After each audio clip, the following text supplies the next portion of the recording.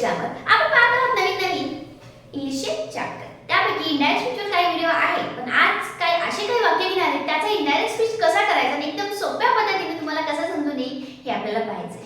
Okay, तर तुम्हालाही समजेल की असल्या वाक्याचा इंडायरेक्ट स्पीच इतका सोपा असतो. मग वाक्य कुठले हे पण मी सांगितले नाही तुम्हाला, कारण पाहायचे आपल्याला वाक्य कुठले आणि त्याचा इंडायरेक्ट स्पीच कसा करायचा हे सगळं या व्हिडिओमध्ये. ओके, त्याआधी चॅनलवर नवीन असाल तर सबस्क्राइब करून घ्या आणि चला पाहूया काही वाक्य आणि त्याचा इंडायरेक्ट स्पीच कसा चेंज करायचा.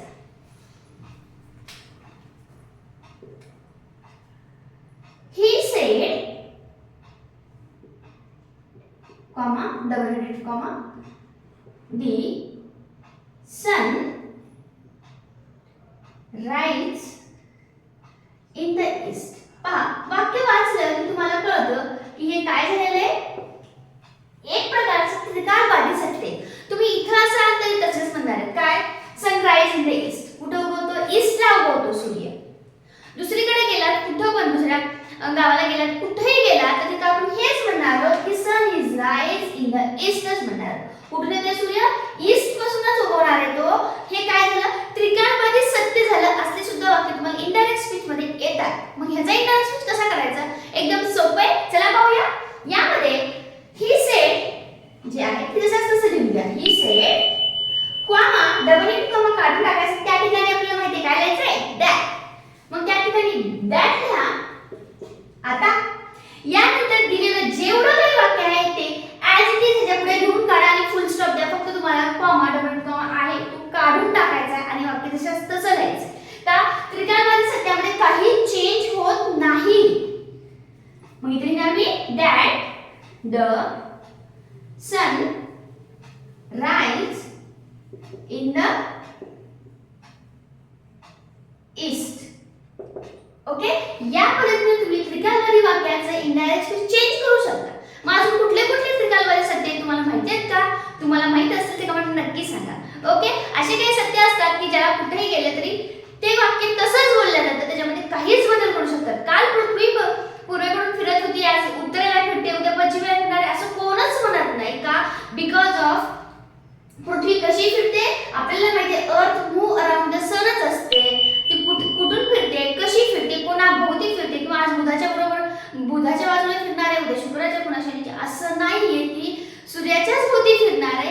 का, हे त्रिकालवादी सत्य चेंज होत नाही. म्हणून अशा वाक्यांचं जे काही इंडायरेक्ट स्पीच करायचं असते त्यांना काहीच करायचं नाही. फक्त तुम्हाला कॉमा डबल कॉमा काढून टाकून दॅट मी जे काही सत्य सांगितले आहे ते ॲज इट इज लिहायचे. मग अजून कुठले वाक्य, चला वाक्य नेक्स्ट. आता घेतलं तुम्ही तेच म्हणते किंवा तेच घेऊया. औरचं ही सेड, नाही टीचर सेड करूया. He said, teacher said the earth moved around the sun. या ठिकाणी काय होणार आहे, कॉमा डबल कॉमा क्लोज होणार. जे काही डबल युनिटी कॉमा मध्ये वाक्य येते कॉमा क्लोज करायचं. या ठिकाणी तेच करायचं. ते सी टीचर, सी नाही द येणार, सॉरी, द टीचर.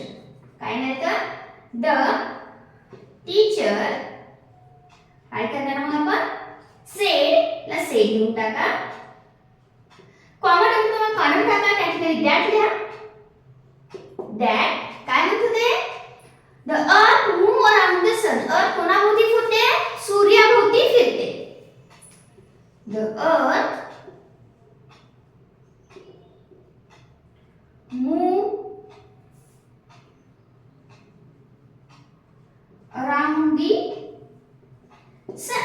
झालं तुमचं इंडायरेक्ट स्पीच तयार. ओके, तुम्हाला समजलं असेल काय करायचं. जे काही रिपोर्टर आहे त्याच्यामध्ये काय बदलते, लिसनर कोण आहे हे सगळं आपल्याला ह्यात कळलेलं आहे. त्याचा मी डिटेल व्हिडिओ, लिसनर कोणाला व्हायचं, रिपोर्टिंग स्पीच कोणाला व्हायचं, रिपोर्टर कोणाला व्हायचं, लिसनर कोणाला व्हायचं, याचा एक व्हिडिओ दिलेला आहे. वाटल्यास त्याची लिंक मी आय बटनवर देते. तर त्यानुसार तुम्ही बघू शकता, त्याचे कळून जाईल. आणि हे सगळ्यात सोपं त्रिकालवादी सत्य असेल त्यामध्ये काही चेंज करायचं नाही आपल्याला. डायरेक्ट दॅट मध्ये वाक्य जोडून टाकायचं. अजून कुठले वाक्य, अजून एक दोन वाक्य घेऊया, तुम्हाला समजून येईल की कुठले कुठले असे वाक्य असतात. कारण कधी कधी त्रिकालवादी सत्य असतं पण आपणच कन्फ्युज होतो. हो ह्यालाच म्हणतात का त्रिकालवादी सत्य असं. तर त्यासाठी लक्षात ठेवा की जे कुठेही जे येते ते वाक्य बदलणार नाही, त्याला म्हणायचं त्रिकालवादी सत्य.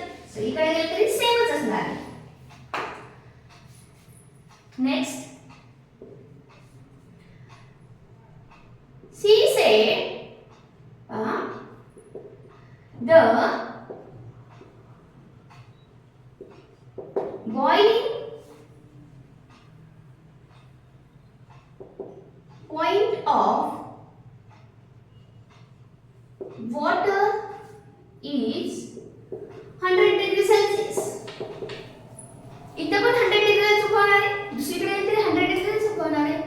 ओके, तर याचं पण तेच करायचं. शी सेड, ला सेड लिहा, कॉमा डबल कॉमा आहे तो काढून टाका, या ठिकाणी दॅट लिहा, दॅट, आणि दिलेलं जेवढं वाक्य आहे ते ॲज इट इज लिहा. मी तर लिहित नाहीये कारण सेम तेच वाक्य लिहायचंय, त्यामुळे आपलं दुसरं एक वाक्य तयार करणं होईल. He said that the boiling point of water, काय लिहिणार, the boiling point of the water is 100 degree Celsius. हे सुद्धा त्रिकालवादी सत्यच आहे किंवा सत्यच आहे.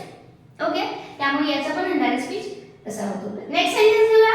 आय सेड, आता थोडंच वेगळं आहे. आय सेड म्हणते धिस इज माइन, मी म्हणलंय हे माझं आहे. आता यालाच तर तुम्ही त्याच पद्धतीने करू शकता. आय सेडला सेड, आय सेडला सेड लिहा, दॅट आणि this is mine, याला काय करायचं ॲज इट इज घेऊन टाका. फक्त हे कॅपिटल कॉमा डबल कॉमा काढून टाकला, आपण दॅट लिहिलं, इकडचं पण डबल कॉमा काढून टाकायचा, इथे लिहायचंय this is mine.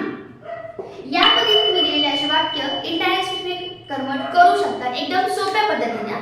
याचं इनडायरेक्ट स्पीच होतं का आपल्याला रूल माहित असेल तर असं सोपं वाटतं, आणि रूल माहित नसेल तर मग खूप अवघड वाटतं. ओके, चला, तुम्हाला काही डाऊट असेल कमेंट नक्की सांगा. तुम्हाला व्हिडिओ कसा वाटला